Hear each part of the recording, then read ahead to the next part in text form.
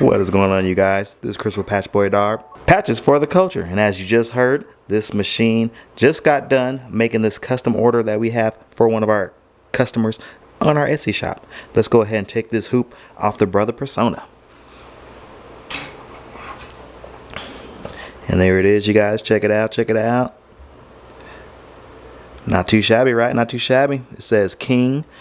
It's based off of a playing card. This is the artwork that the customer sent us. Check out the details, though. Check out the details, you guys. We used a combination of satin stitches, tatami stitches, and single run stitches to make this overall patch. We still got to apply the fray check to it. So we're going to go ahead and apply the iron-on backing to the back of this patch. And then we're going to cut it out and get it packaged and shipped to our customer. Check it out. Check it out. Hope you guys are having a great week. We have been making a lot of patches here over at Patch Boy Dog, Patches for the Culture.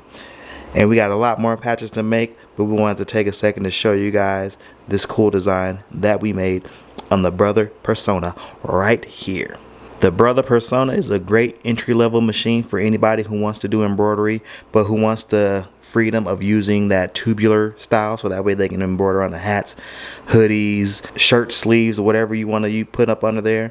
If you guys want to utilize that, definitely pick up a Brother Persona, or you can pick up the baby lock variant. That's I think is $1,000 cheaper, but we got this one here with the blue color scheme because we want to keep our color scheme going, you guys.